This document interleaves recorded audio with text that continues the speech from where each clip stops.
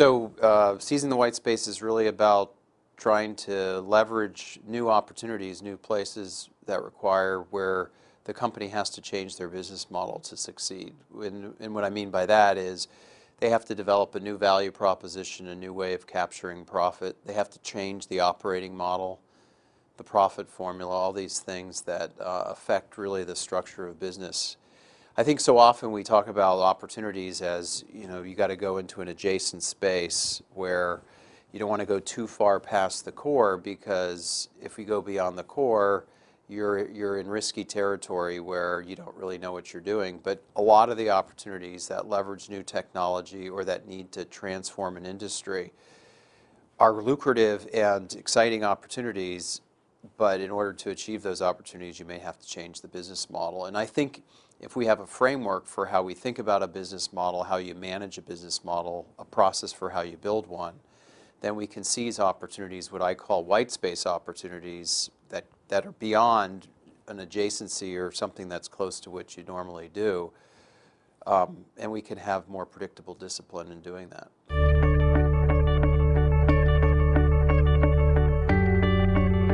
How does a company create, capture, and deliver value? So that's the essence of what a business model is in the first place. If we can understand the basics, the underpinnings of business, then we can venture off into new areas where there's opportunity and be more successful at it. The 4 box is really a representation of value creation, capture, and delivery. There's a customer value proposition which defines how an important unmet job is going to be addressed by a company through an offering, both what they're going to sell and how they're going to sell it, product and service, and the means by which they sell it in terms of the channel and the payment scheme and all those kinds of things. And if you have an important job that's well addressed by the offering at a reasonable price, you have a powerful value proposition. So that's the first box. The second box is profit formula, which is the means by which a company captures value for itself. And the profit formula is a way that a company repeatably determines how it's going to make money. So it's going to have a margin structure. It's got a margin. It's going to have a margin target. It's going to have, that's going to be based on a cost structure. There's going to be a certain amount of inventory that gets turned through the system each year. Sort of a volume amount. And that formula is a description from a financial perspective of how the company achieves its profit as a whole. So it has to be well determined as a profit formula. And then the third is the delivery model, the operating model, and that consists of what makes up the structure of an organization at a fundamental level. It consists of resources and processes, and they come together in the right proprietary way to repeatably deliver on the value for the customer and capture value for itself.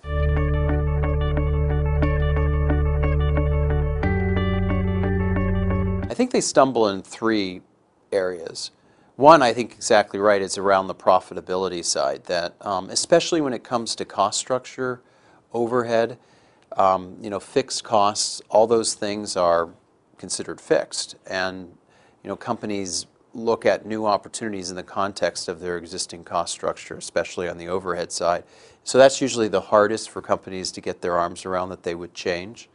The second that's challenging for companies is the rate at which a company generates business. So the volume, if you're a sort of a high volume, high scale business going to something that's low volume, lower scale, less economies of scale, or vice versa, is very difficult. There's infrastructure that's in place. So thinking, that you're going to make money by lower margins and higher volume, if that's not the way you think, it's very difficult to change. The third, I guess there are 4 parts that are hard. So those are the 2 pieces of the profit formula that are difficult.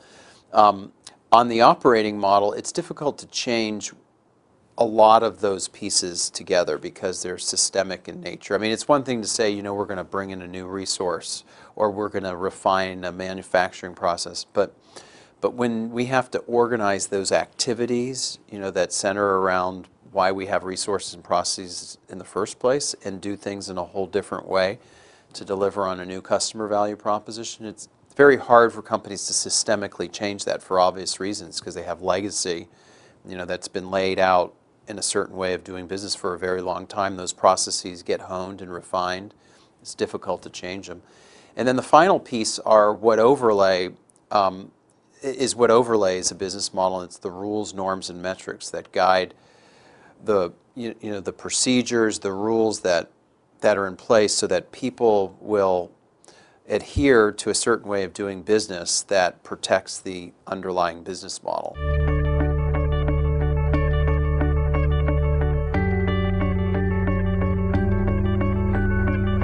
It's because you got to begin with where you sit. Where are we in the first place? Because without that, how can we know whether what we're pursuing as a new opportunity is really that different than the existing business model? Because what we don't want to do is just create a new business model to create a new business model. We want to have an understanding, is this new opportunity something that leverages the core in a real way of which we could keep in-house? Or is it really a fundamentally different way of turning a profit and operating by which we need to manage it totally different? And without having the baseline understanding of what our existing business is, it's going to be very difficult to know what we're doing and how new it really is.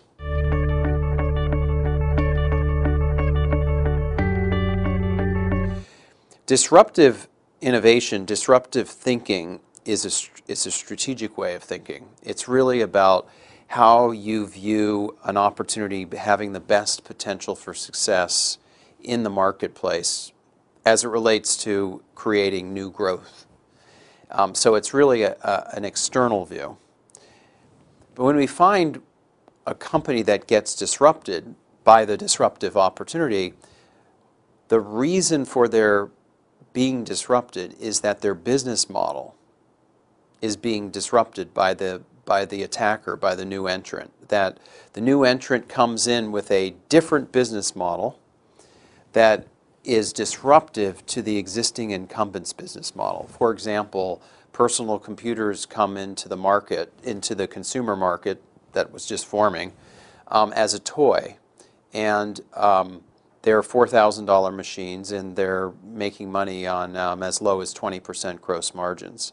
The mini computer manufacturers are selling $500,000 mini computer machines and making 60% gross margins. So the personal computer manufacturers were able to ultimately disrupt the mini computers and encroach on the corporate computing market because the mini computer manufacturers could not prioritize personal computers because their business model, from just a pure financial perspective, could not prioritize making these low-priced machines on much lower margins. So the reason for the disruption is the business model innovation. And so that's where we need to have an understanding of a business model and how it works to be able to be successful in creating disruptive opportunities. So if we have a strategy for disruption and then we say, well, what is the right way we need to organize and turn a profit in order to succeed in that disruptive strategy, then we've linked disruptive innovation with business model innovation.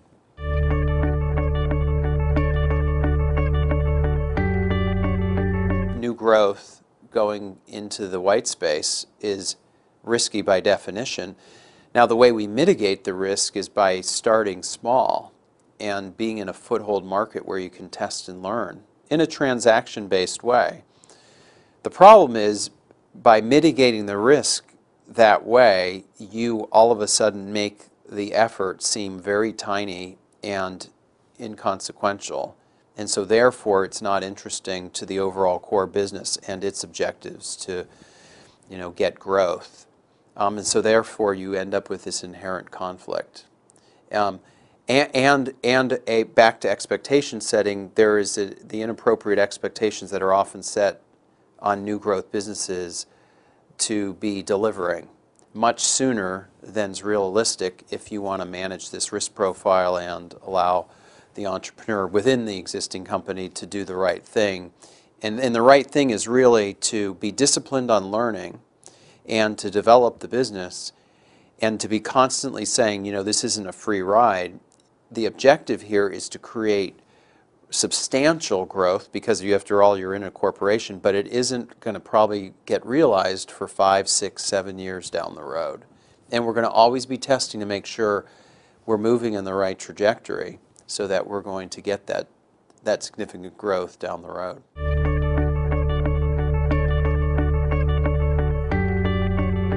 There's really 3 phases to this whole point of time and execution.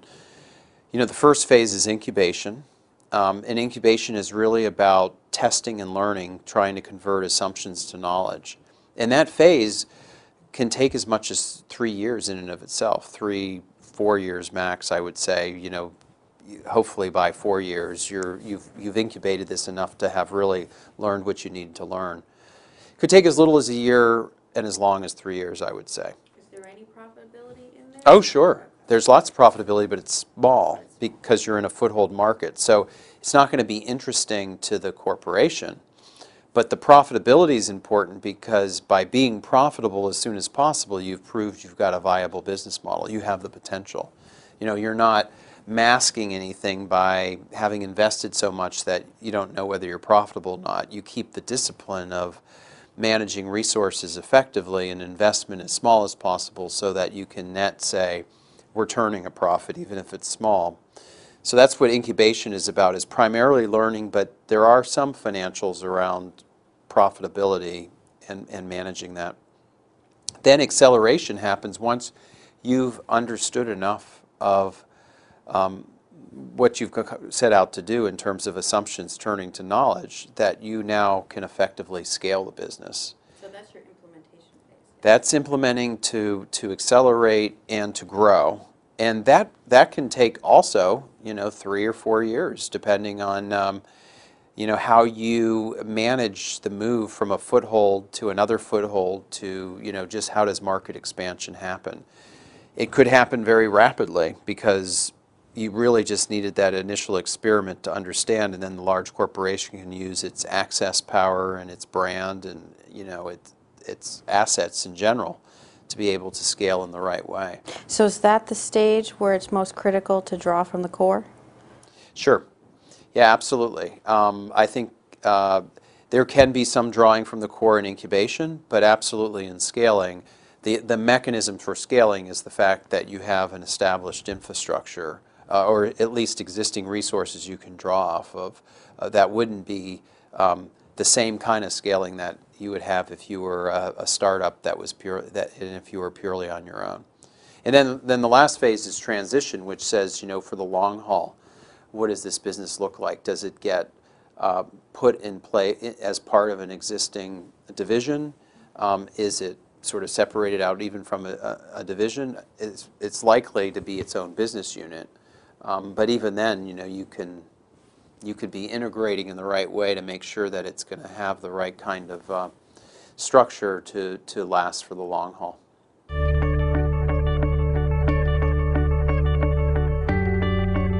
How do we, you know, Company X, provide greater access and affordability to medicine, you know, to public health care, to, I guess, private health care as well, you know, to folks that are in China and India and places that are in third world countries.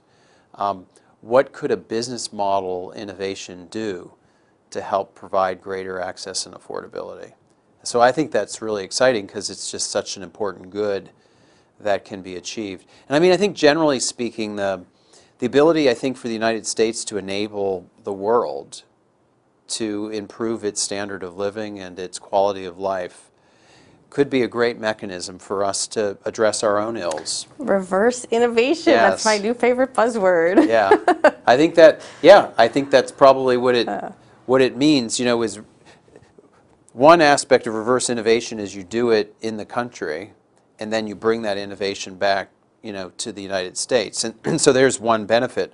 But I think in general, just as an economic engine, our ability to help the world will end up helping us because, you know, I think we can have a big part in the production of goods and services and ideas that, you know, that we then receive the rewards, the rents for that effort.